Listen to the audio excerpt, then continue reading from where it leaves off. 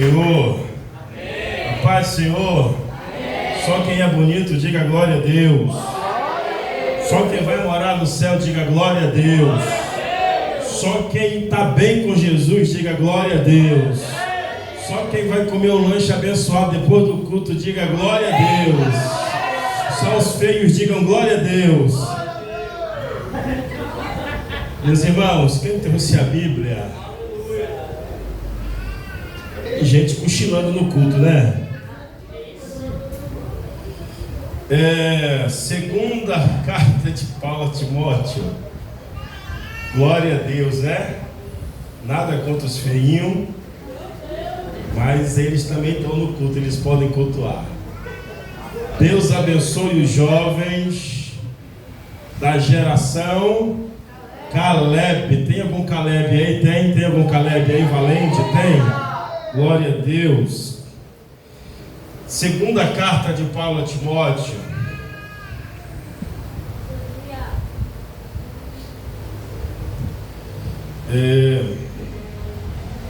Procure aí o capítulo de número 4. Eu acho que é o 4, deixa eu ver aqui, é o 4.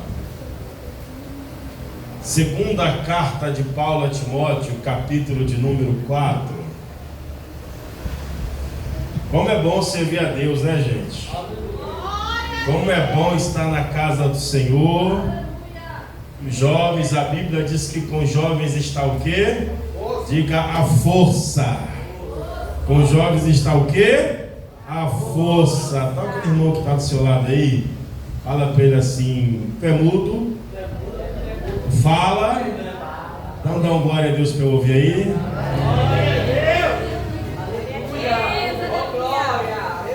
Os jovens na igreja são todos santos. Falta só criar a asa e a auréolazinha de santo, né? Mas na escola é tudo oriçado, meu irmão. Na escola, ai, quando vê um jovenzinho, um rapazinho novato que chega na escola, né? Ai, meu coração, ai, eu senti de Deus, pastor. Né? Os meninos também são demais, os meninos, né? Os meninos também no colégio. No colégio, meu irmão, eu já estudei também. Eu já tive 15 anos, 16 anos. Eu já tive essa idade. Eu já tive. Naquela época ninguém perdia tempo com internet, porque não tinha internet naquela época, não. Naquele tempo o negócio era mais sério, né? Naquele tempo o negócio era mais sério. Quem encontrou o texto bíblico aí, diga eu. Eu quero ler a partir do verso de número 9. Segunda carta de Paulo a Timóteo, capítulo de número 9. No final tem uma bênção para vocês. No final tem uma bênção para vocês. No final tem uma bênção para vocês. Ninguém recebeu, então não vai ter mais nada. Procura vir ter comigo depressa, verso 9. Verso 10. Porque Demas, tendo amado o presente século, me abandonou e se foi para Tessalônica. Crescente foi para a Galácia, Tito para a Dalmácia. Somente Lucas está comigo. Toma contigo Marcos e traze-o, pois me é útil para o ministério. Vamos ler de novo o verso de número 11, vamos lá? No 3, 1, 2, 3. Somente Lucas está comigo. Toma contigo.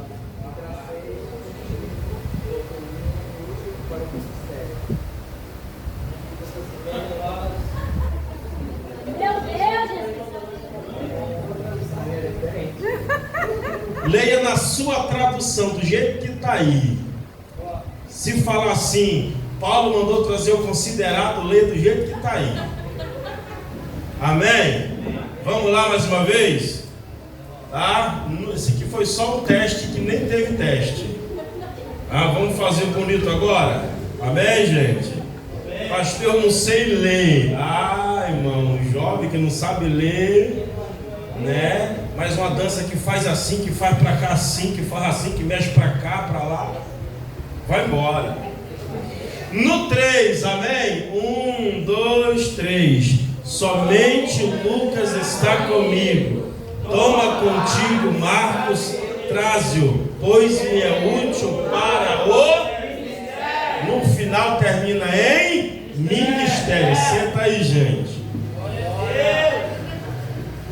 Queridos, quem escreve cartas a Timóteo é Paulo. Paulo está escrevendo a Timóteo. Paulo é a nossa uma das maiores, na verdade, referências de evangelistas, porque Paulo teve que desnudar-se da sua antiga natureza pecaminosa. Olha para cá. Paulo teve que se desnudar do velho homem que ele era, deixar de ser a velha criatura que um dia ele foi, perseguidor da igreja, talvez matador, vou assim usar esse termo, de cristãos. Depois que ele tem um encontro com a pessoa de Jesus, ele é totalmente transformado pela graça que abundava no Espírito Santo de Deus. Paulo foi alcançado pela presença do nosso Cristo, do nosso Salvador, do nosso Remidor. Então Paulo, ele passou por essa transformação. Só que quando Paulo passa por essa transformação, pelo fato de ele ser conhecedor das leis, ele se torna um homem de respostas secas e duras, pesadas. Ele é um camarada que ele quer que as coisas sejam levadas a sério e à risca. Nós vamos observar na primeira carta de Paulo a Coríntios, quando Paulo vai falar acerca de um homem, ele vai dizer: olha, esse camarada aí, ele já está condenado, já entregamos ele para Satanás, porque ele não tem mais jeito nenhum. Porque Paulo está no ápice da sua fé, chegando na sua fé, e ele não aceita nenhum tipo de fraqueza. Paulo não aceita que ninguém erre nem para a esquerda e nem para a direita. Tudo para ele precisa ser perfeito. E existe homem perfeito? Sim ou não? Existe mulher perfeita? Sim ou não? Claro que não. Não existem humanos perfeitos. Mas Paulo queria que tudo fosse perfeito aos seus olhos, diante dos seus ensinamentos, diante das suas instruções. Ele queria que os homens vivessem numa plenitude com Deus. Só que o tempo passa, Israel, e Paulo amadurece. E na segunda epístola aos Coríntios, a Bíblia vai dizer que ele olha para dentro de si e ele entende que na vida dele é colocado um espinho na sua carne. Pode ser uma fraqueza espiritual, pode ser um desejo carnal, não sabemos de fato o que é. Poderia ser até uma deficiência física, como alguns teólogos defendem também. Mas o fato é que esse espinho na carne, ele está inclinado a uma fraqueza na vida de Paulo. E aí Paulo vai dizer que pelo menos 3 vezes o mensageiro do diabo descia ali, esbofeteava, e ele pedia que Deus tirasse, Filipe, aquele espinho que estava na sua carne, que lhe angustiava. Aí ele ouve a voz de Deus dizer para ele: Paulo, a minha graça, quem é bom de Bíblia, te basta, porque o meu poder se aperfeiçoa na tua fraqueza. Paulo reconhece que apesar de ele ter tido experiências inefáveis com Deus, ele também era homem sujeito a falhas, assim como você, assim como eu, assim como todos nós que aqui estamos nessa noite. Só que a Bíblia vai dizer que na primeira viagem missionária de Paulo, Paulo tem uma companhia especial. Quem acompanha Paulo na sua primeira viagem missionária é o seu discipulador chamado, diga Barnabé. Diga Barnabé. Barnabé, ele é o discipulador de Paulo. Ele é aquele camarada que vai instruir Paulo nos seus primeiros passos no cristianismo ou na fé cristã. Isso mostra que não importa o tanto de conhecimento que nós tenhamos, com Cristo nós temos sempre que aprender alguma coisa nova todos os dias. Isso aqui é evidente, normal, é natural. Só que além de Barnabé, tem mais um rapaz que é chamado primo de Barnabé para estar com eles na viagem missionária de Paulo. Qual é o nome desse rapaz, quem sabe? Guarde esse nome, diga João. Diga João. Se você é mudo, fale nas línguas, nos sinais que eu vou entender. Diga João Marcos. João Marcos foi chamado para estar na viagem missionária com Paulo. Nós vamos ver isso no capítulo de número 13, no verso de número 5, quando ele sai para uma longa e promissora viagem missionária. Só que no verso de número 13 de Atos 13, a Bíblia diz que João Marcos vai deixar a caravana. Olha para cá. João Marcos vai deixar a caravana, vai abandonar Paulo e Barnabé naquela missão. E aqui nós vamos observar uma coisa muito interessante. Quem era João Marcos? Pergunta de quem está do seu lado. Quem era João Marcos? Pergunta aí, quem era João Marcos? Pergunta aí, irmão. Cutuca aí, balança, sacode, belisca, puxa a orelha, puxa do cabelo e pergunta: quem era João Marcos? Agora fala para essa pessoa, se você souber, me ensina, que eu também quero saber. João Marcos, vou falar aqui para vocês, bora fofocar aqui um pouquinho, jovem. Quem gosta de fofoca aqui? Ninguém gosta agora. Ninguém, todo mundo é santo. Olha ali, a Valu ali falou que ela gosta, né? Uma fofoquinha. João Marcos era, guarda isso aqui, João Marcos, diga João Marcos, era filho da irmã Maria. Quem é essa irmã Maria? É a irmã que cedeu a sua casa para orar no dia em que Pedro estava preso. Diga Pedro, preso. Diga Pedro, preso.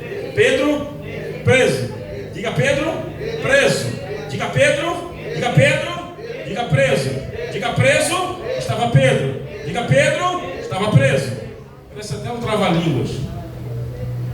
Mas é para a gente entender. João Marcos, olha para cá, era assim como eu, como pastor, jovem assim como você, cheio de vontade de fazer a obra de Deus, cheio de desejo de fazer a obra de Deus. Quando surgiu a oportunidade para ele viajar com Paulo, ele disse: eu estou dentro, conta comigo. Quando surgiu a oportunidade de ele fazer a obra de Deus, ele disse: eu estou dentro, pode contar comigo que eu vou participar, porque tudo que eu quero é poder somar no reino de Deus. Quantos querem somar no reino de Deus? Abre a boca e diga glória a Deus. E ele foi para a viagem missionária. Só que em determinado momento, por ele ser jovem, talvez ele não aguentou o ímpeto da viagem, ou as represálias que a viagem geraram neles. Talvez deu saudade da casa, da mamãe, saudade do danoninho que ficava na porta da geladeira, saudade quando a mamãe fala assim: acorda meu bebê, vem tomar café, acorda meu neném, vem tomar cafezinho, minha princesa, vem tomar café. Tem um jovem que ouviu isso do pai ainda? Né? Ou é outra linguagem: acorda preguiçoso. Acorda preguiçosa. Ninguém aqui ouve isso, né? Tudo é. Quem é bem tratado em casa, diga amém por isso. Meu Deus, que luta. Mas vamos lá nessa luta, vamos vencer. Então João Marcos, ele também, olha para cá, ele era jovem assim como você. Foi chamado, convidado para esse chamado, para essa vocação, para esse desafio de fazer a obra de Deus. E quem é que não quer fazer a obra de Deus? Quando a gente fala para o jovem: vamos fazer a obra de Deus, vamos. Aí ele pega aquela bíbliazinha pequenininha de 007, que é para ninguém saber que ele é crente, coloca embaixo aqui do sovaco, que está mais encardido do que pescoço de anta, coloca aqui embaixo do sovaco e vai embora. Vai embora. Ele não prega, não dá uma palavra, ele não canta, não dá um folheto, mas vai embora fazendo volume.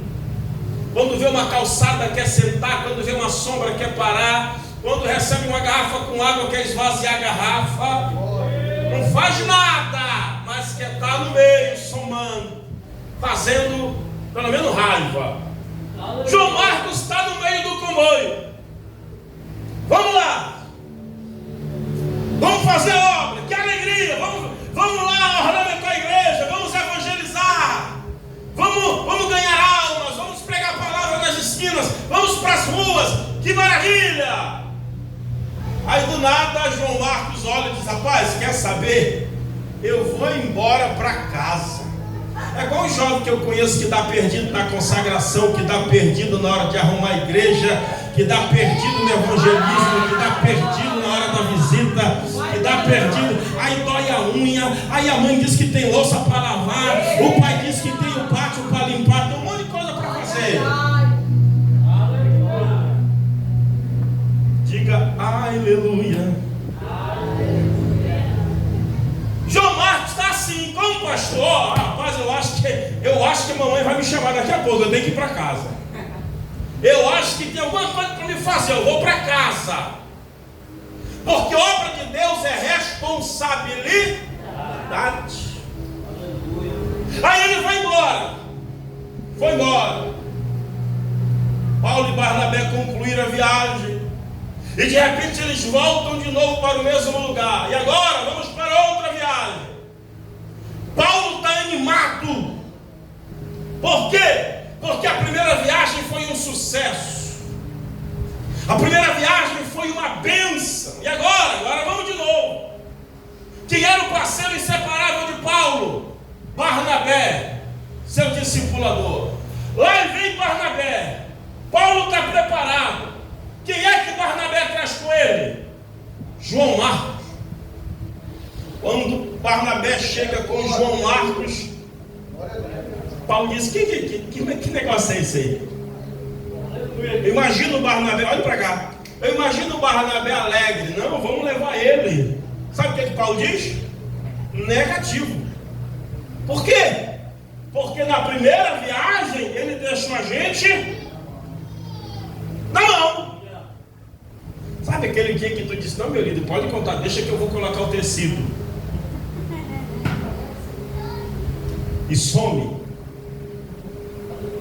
Não, meu líder, pode deixar que eu vou estar lá na hora da limpeza da igreja.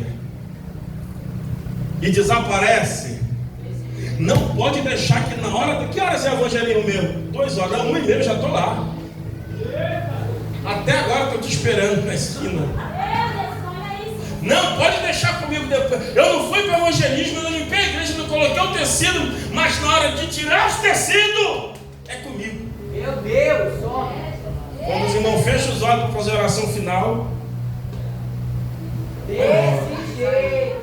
Eita glória. Tem alguém para dar glória a Deus aí, irmão? Aí Paulo está jogando na cara de João Marcos, de Marcos, dizendo: não, você não vai não. Você é irresponsável. Você nos abandonou. Quanto mais eu precisei de você, você me deixou só.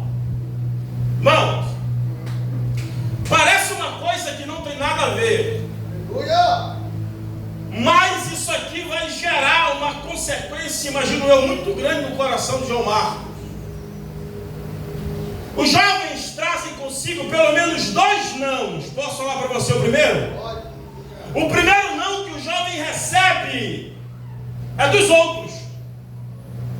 Porque se tem alguém que as pessoas não têm confiança em lugar nenhum, em quem é? É nos jovens. Por quê, pastor? Primeiro, os jovens eles são vistos como irresponsáveis. Eu não estou dizendo que são, eu estou falando da visão de fora. Os jovens são vistos como irresponsáveis. Eu trabalhei com jovens 5 anos direto. Todo sábado. A pastora... Temos uma história com juventude. Então os jovens eles são vistos como irresponsáveis. É mais ou menos como se fosse dar uma responsabilidade para ele e você já pensasse no seguinte fato: eu vou dar essa responsabilidade, mas eu sei que ele não vai. É essa a visão. O jovem é tido como alguém descompromissado, como alguém que você nunca pode contar 100%.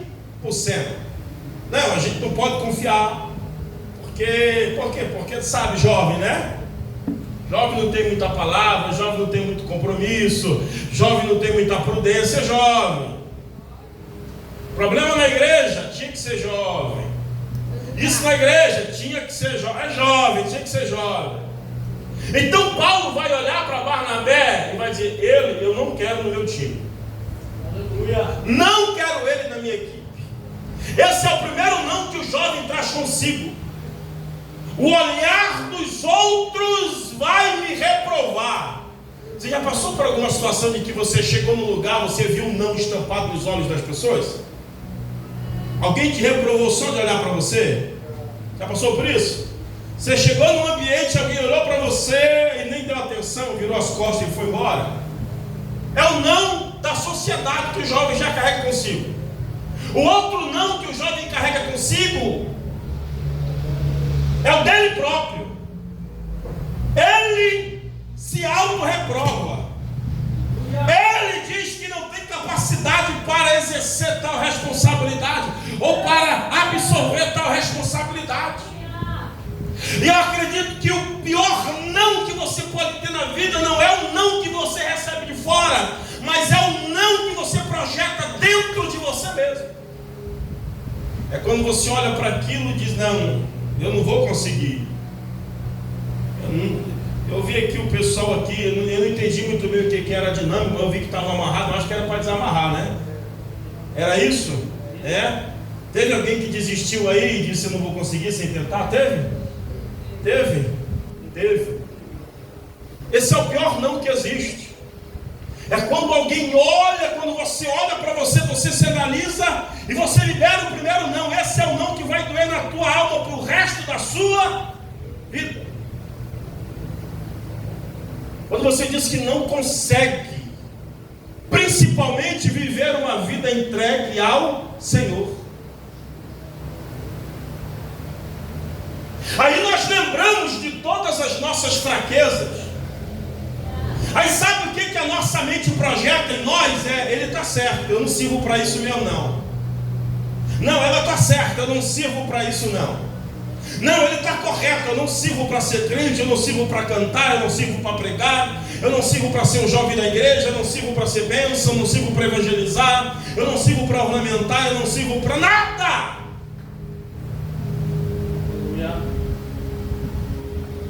Quando você recebe um sim, na primeira curva que você dobra, você esquece do sim que recebeu. Mas quando você recebe o não, você vai para o banheiro e você vai dizer: não acredito que eu ouvi não.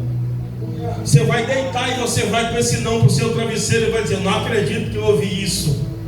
Você vai para o colégio fazendo prova de matemática, 1 mais 1, mas tu não sabe porque o não está cravado na tua mente. E diz: eu não acredito que ela disse não, que ele disse não.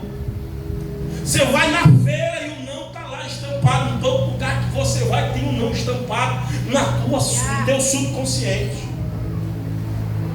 E é isso que Marcos está ouvindo agora de Paulo, de alguém que deveria abraçar ele. Vamos, olhe para cá.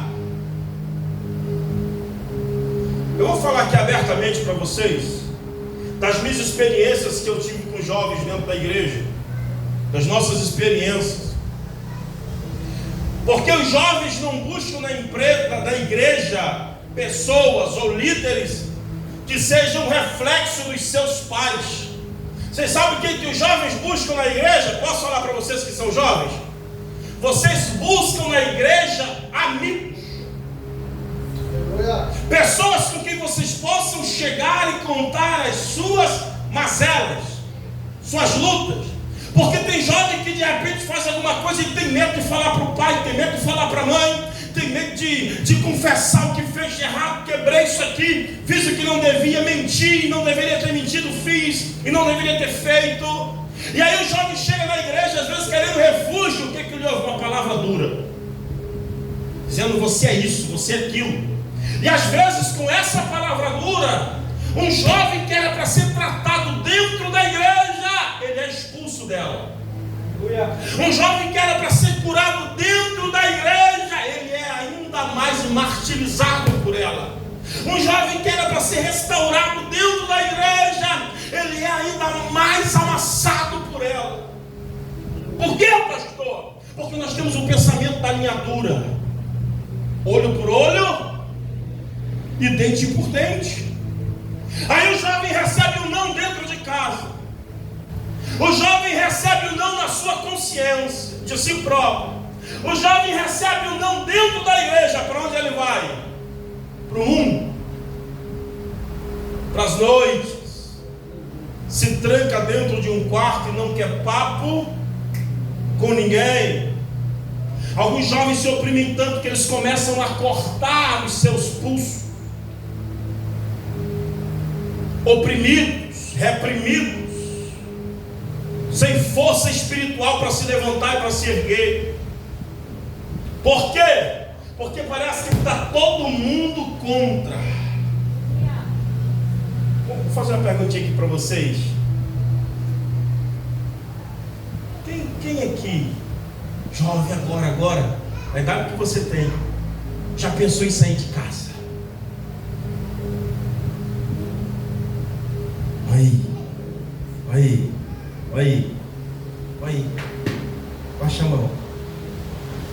Levei um carão da mamãe, eu vou sair dessa casa.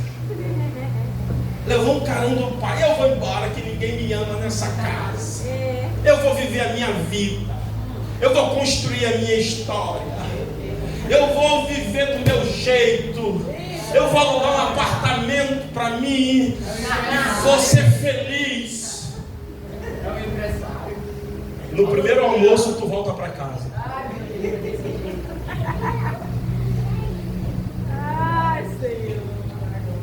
Quantas vezes eu, quando era jovem, na casa da mamãe, eu levava puxão de orelha cedo, no café da manhã.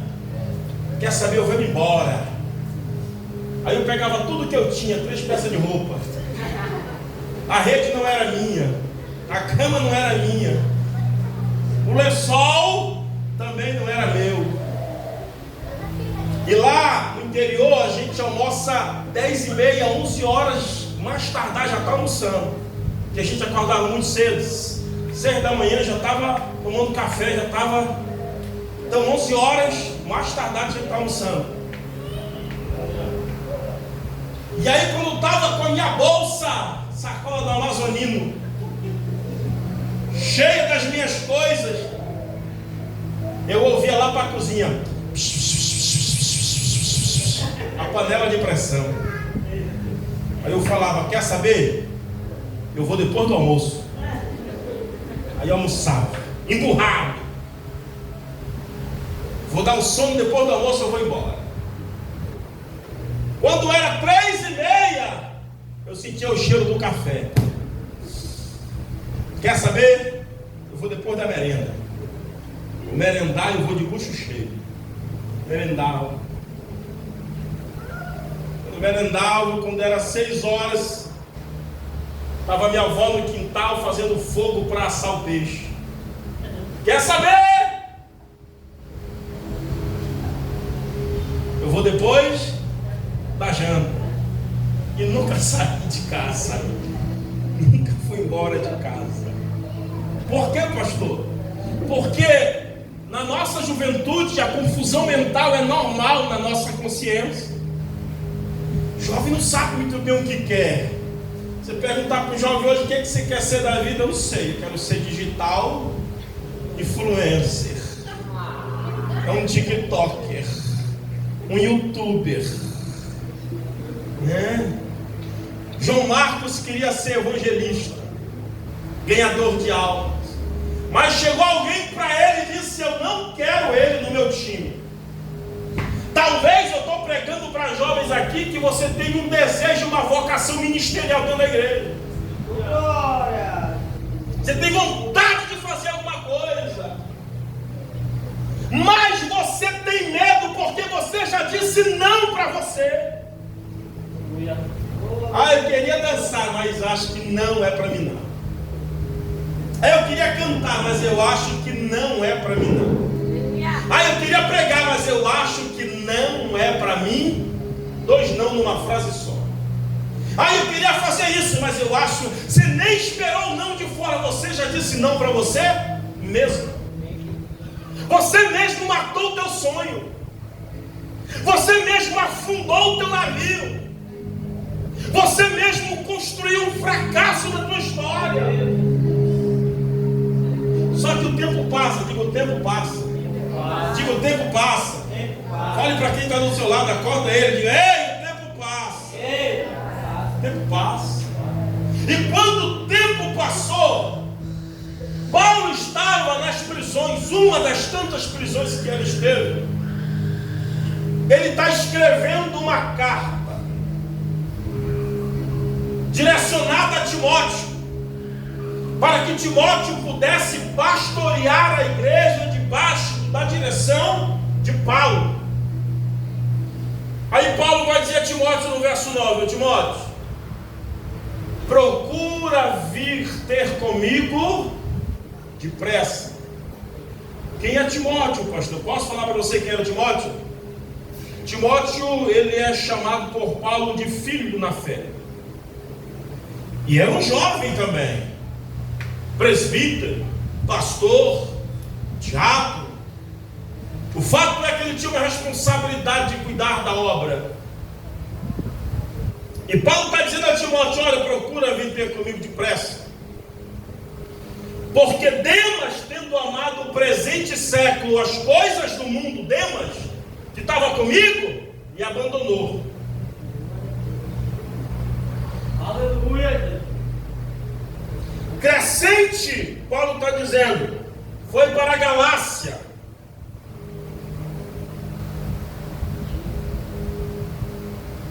Tito, outro jovem, foi para a Dalmácia. Aí o verso 11, Paulo vai dizer: somente Lucas está comigo. Lucas está cuidando das feridas de Paulo. Mas tem alguém que está lá na olaria. Quem é pregador? João Marcos. Sabe o que Paulo fala? Paulo fala assim: toma contigo Marcos. Quem? Quem? Marcos. Traz ele, porque agora ele é útil para o ministério. Diga todo não. Diga todo não. Tem o propósito de gerar maturidade, crescimento, evolução na minha vida. Sabe o que Paulo está dizendo? Paulo está dizendo: olha, eu me arrependo, talvez, de não ter dado para ele uma segunda oportunidade na segunda viagem. Isso aqui é uma conjectura minha. Mas Paulo também entende que agora é o momento certo para que Marcos pudesse ser um instrumento de bênção no ministério. Aleluia. Fala aqui uma coisinha para vocês. Nós não podemos desacreditar do chamado de Deus para a nossa vida. Aleluia. Vocês não podem desacreditar do propósito de Deus para a vida de vocês. Talvez você já tentou uma vez, alguém disse não. Você tentou 2 vezes, alguém disse não. Você tentou 3 vezes, alguém disse não. Você tentou tantas vezes, alguém disse não. Mas alguém vai se lembrar e vai dizer: agora pode trazer ele, porque ele está preparado. Agora pode trazer ela, porque ela está preparada. Pode trazer ele, porque agora ele me é útil para o ministério. Agora ele será um obreiro de excelência, uma obreira de excelência, um servo de excelência, uma serva de excelência. Traz ele!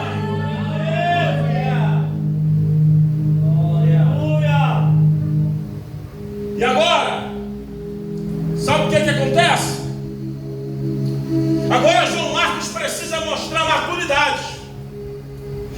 precisa entender que aquele não que ele recebeu lá atrás não era para matar ele, mas era para ele entender do tamanho da responsabilidade que ele tinha nas suas mãos. Aleluia. Glória a Deus. Eu vou encerrar aqui para a gente orar, porque eu estou diante de jovens aqui nessa noite que tem, além de uma promessa, um grande potencial da parte de Deus.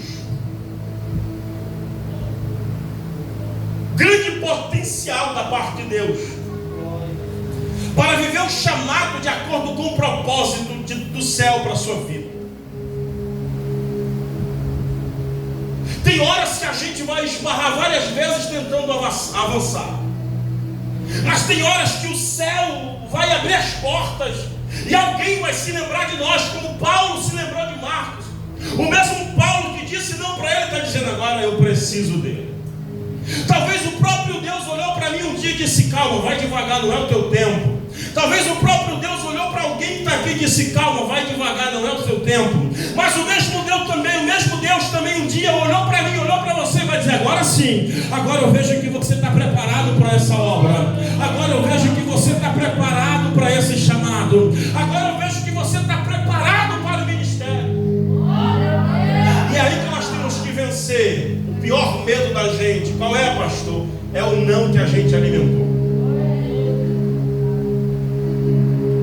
Nós olhamos para quem está no altar às vezes e a gente acha que quem está no altar porque é bom naquilo que faz. Ninguém permanece no altar porque é bom no que faz, porque altar não é lugar de quem é bom, altar é lugar de quem se entrega para Deus. Vou repetir isso aqui para você tomar posse. Altar não é lugar de pessoas que são boas na sua vocação. Altar não é lugar para bom pregador. Altar não é lugar para bom orador. Altar não é lugar para bom cantor. Altar não é lugar para bom instrumentista. Altar é lugar para quem se entrega por completo a Deus. Você quer ter uma vida no altar? Se entregue por completo a Deus. Você quer ter uma vida alicerçada? Se entregue completo a Deus. Mas eu vou deixar aqui para você nessa noite um conselho. Sabe qual é? Vença o não que você deu para você mesmo. Vença o não que você deu para você. Pastor, eu tenho vontade de participar do ministério de coreografia da igreja. O que é que eu faço? Procure a líder que é responsável e diga, tem uma oportunidade para mim? Eu já vi aqui jovens aqui fazendo os experimentos. O pessoal estava indo para a esquerda, o outro estava indo para a direita. Era hora de pular, a irmã estava se abaixando. Era hora de rodar, estava virando carambola. Tudo escangalhado, bagunçado. E agora eu vejo uma leveza nos movimentos. Eu vejo uma destreza nos passos, né? Eu vejo por quê, pastor? Porque nós temos que vencer o não tem paralisado você. Ah, pastor, eu quero cantar. Se é bom de cantar, é no chuveiro eu sou um curió. No chuveiro eu arrebento. Depois que eu pego aqui o vidro de shampoo vazio aqui, coloco as duas mãos e dou aquela balançada no cabelo, já era, pastor. Eu arrebento. Mas o não, eu acho que para o altar, para cantar na igreja, eu tenho vergonha. É verdade. Vença esse não.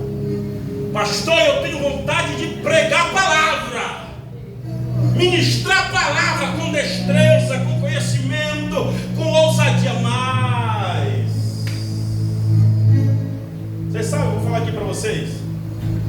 Eu comecei a pregar num culto que só dava eu, a minha esposa, o dirigente, a mulher dirigente e as cadeiras. Meu irmão, eu pregava, eu falava, Deus abençoa Jesus. Pregava tudo torto, enrolava a cabeça do prego. Obrigado, meu Deus. Pregava. E no final nem eu sabia que eu preguei. Ruim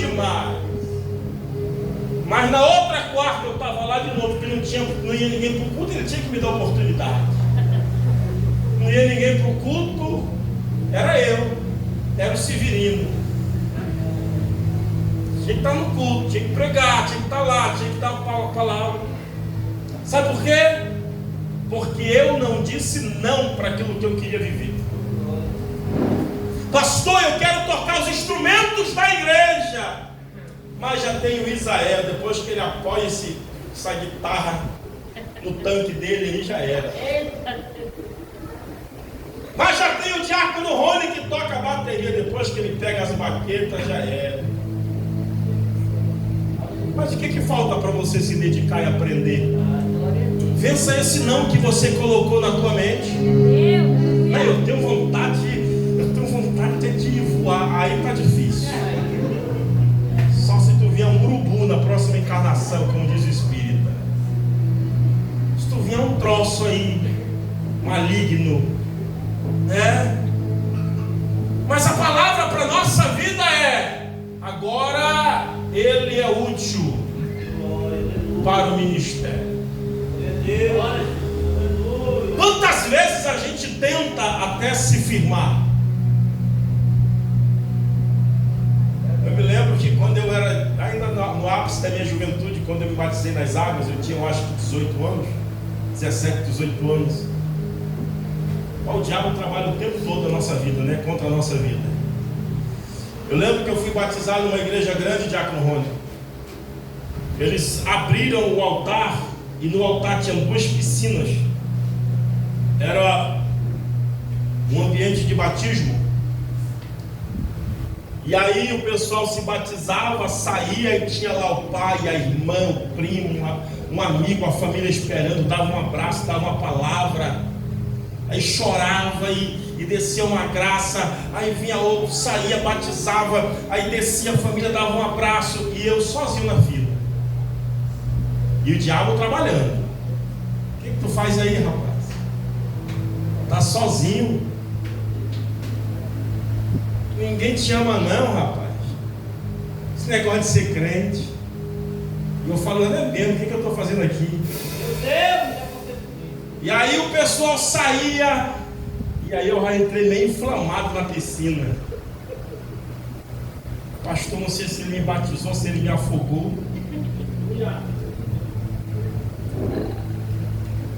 Quando eu saí, eu disse, alguém vai me dar um abraço.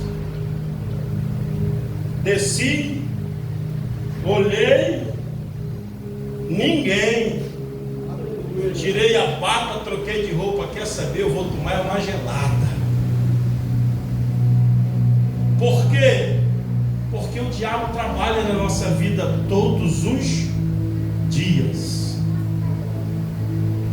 Não importa quantas vezes nós caímos, pecamos e erramos.